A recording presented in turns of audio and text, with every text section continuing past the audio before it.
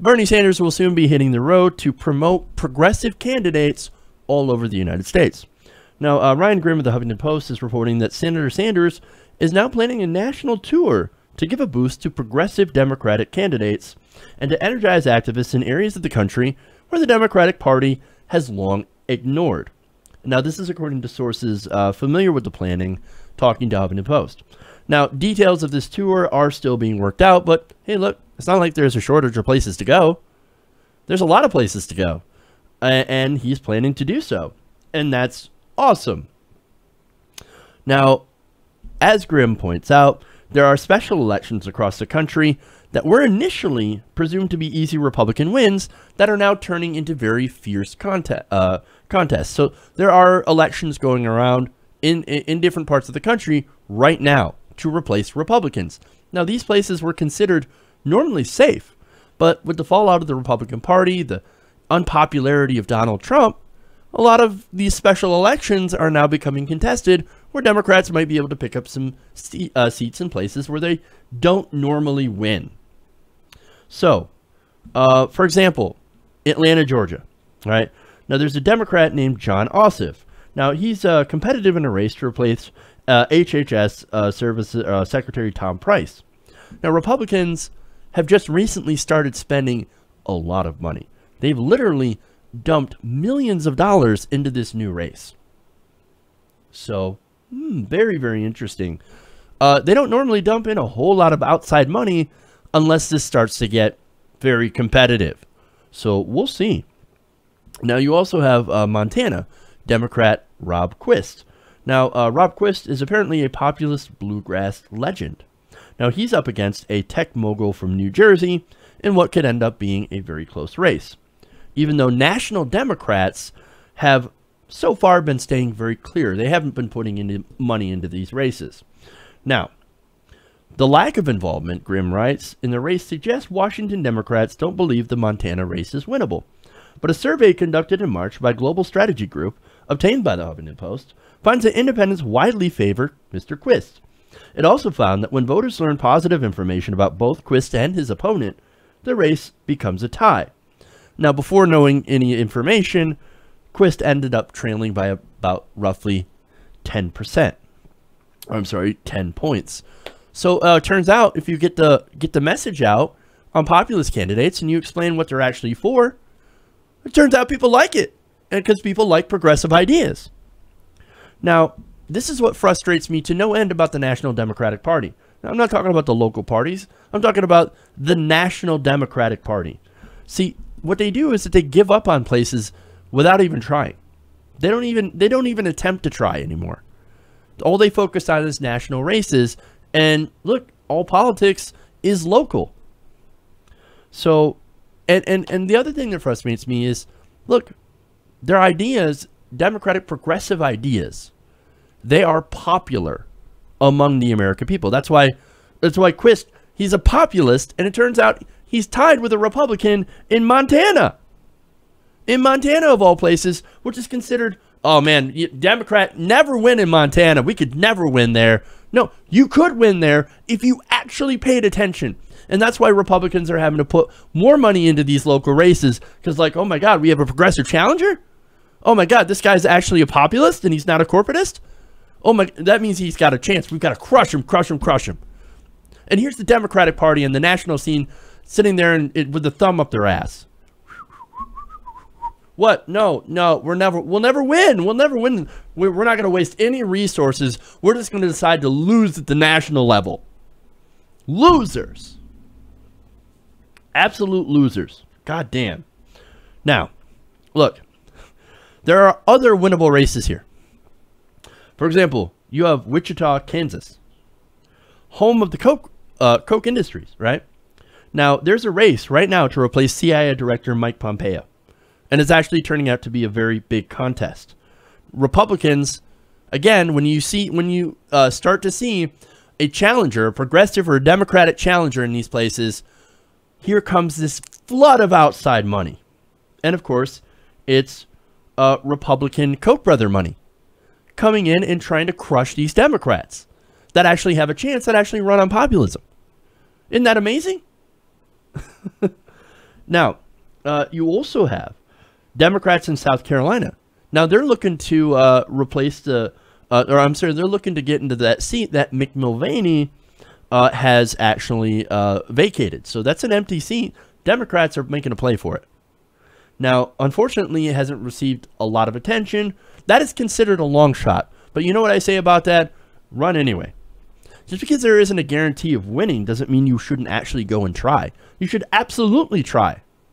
What are you going to do? Well, you might actually invigorate some people. You might actually make it competitive. You might actually show people that, hey, I might not have won, but look at how much support we had. Look at how much support there is for progressive ideas. They don't want to do that, though. See, the Democrats, all they're doing at the national level is they look at these, they only look at the races where they have a guaranteed chance of winning, and that's when they put a lot of money into it.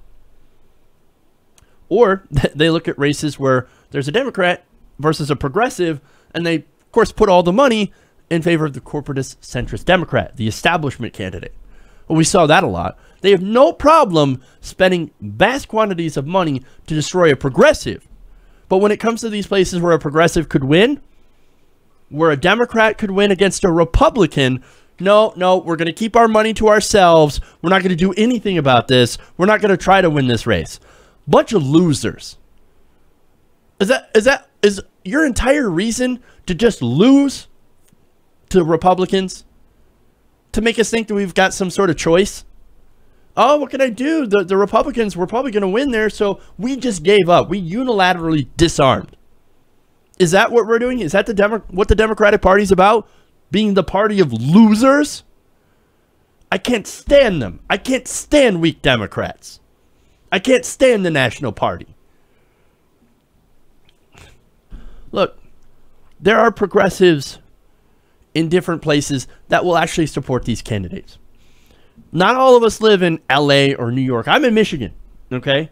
There are progressives in Kansas. There are progressives in Michigan. There are progressives in South Carolina, Georgia. We're all over the country.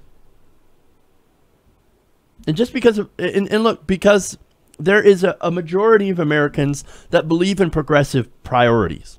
They believe in universal health care. They believe in taxing the rich. They believe in regulations on corporations and getting money out of politics.